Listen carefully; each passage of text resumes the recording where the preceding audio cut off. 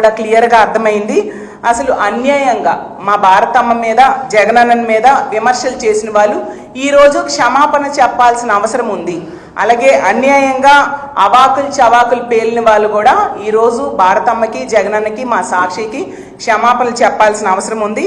ముఖ్యంగా సాక్షి కార్యాలయాల మీద అన్యాయంగా దారుణంగా దాడులు చేసిన వాళ్ళు ఈరోజు క్షమాపణలు చెప్పాల్సిన అవసరం ఉందని తెలియజేస్తున్నాను.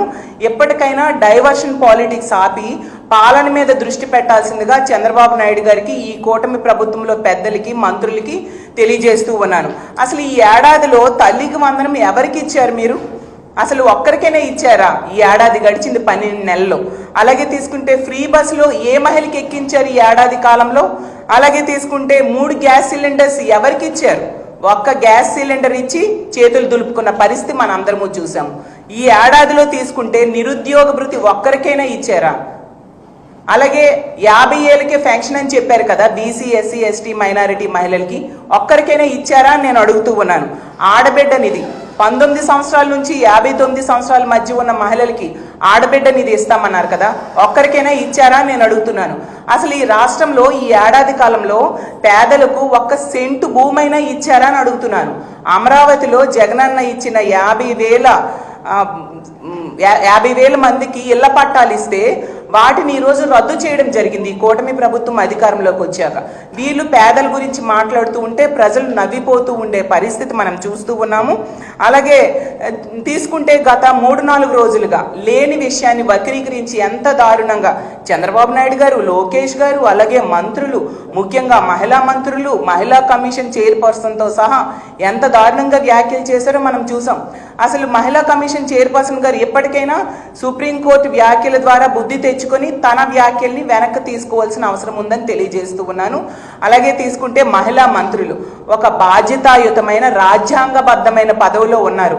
హోమ్ మినిస్టర్ గారైనా అనిత గారైనా, అలాగే తీసుకుంటే గుమ్మడి సంధ్యారాణి గారు అంత రాజ్యాంగబద్ధమైన పదవుల్లో ఉండి ప్రజలకు సమాధానం చెప్పే బాధ్యతాయుతమైన పదవుల్లో ఉండి వాళ్ళేమో ఒక తప్పుడు కేసుల విషయంలో ఏకంగా పోలీస్ స్టేషన్స్కి వెళ్ళి పోలీస్ దగ్గరికి వెళ్ళి తప్పుడు ఫిర్యాదులు సాక్షి మీద మా భారతమ్మ మీద జరగని ఇష్యూ మీద ఇవ్వడం అంటే ఎంతగా వీళ్ళు దిగజారుడు రాజకీయాలు చేస్తున్నారో మనం అర్థం చేసుకోవచ్చు.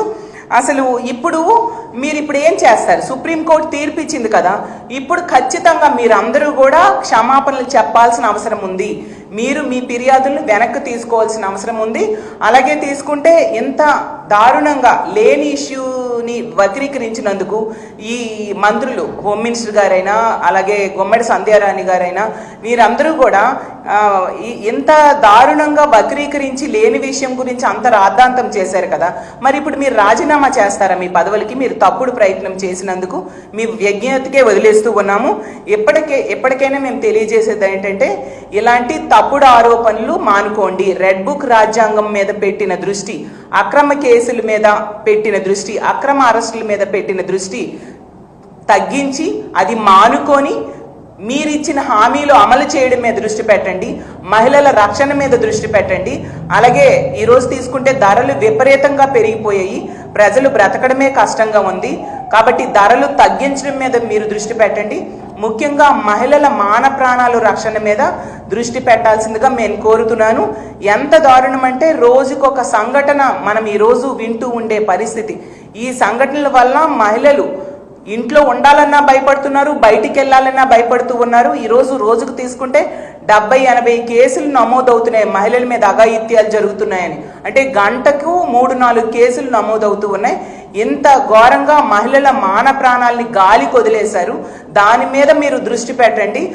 సూపర్ 6 ఇవ్వకుండానే నిన్న చంద్రబాబు నాయుడు గారు మేము సూపర్ 6 చేసేసామని పచ్చి అబద్ధాలు చెప్తూ ఉన్నారు. అంటే ప్రజలు చెవిలో పూలు పెట్టుకొని ఉన్నారా అని నేను అడుగుతూ ఉన్నాను. కాబట్టి మీ పాలనా వైఫల్యాన్ని కప్పుపుచ్చుకోవడానికి ఇలాంటి అక్రమ కేసులు పెట్టకండి. పైన చట్టం, న్యాయం అలాంటివి ఉన్నాయి. మనము అంబేద్కర్ రాజ్యాంగంలో ఉన్నాము. కాబట్టి మీరు ఇలాంటి తప్పుడు కేసులు పెట్టడం మాని మీరిచ్చిన హామీల అమలు మీద అలాగే ప్రజల రక్షణ మీద దృష్టి పెట్టాల్సిందిగా కోరుతున్నాను.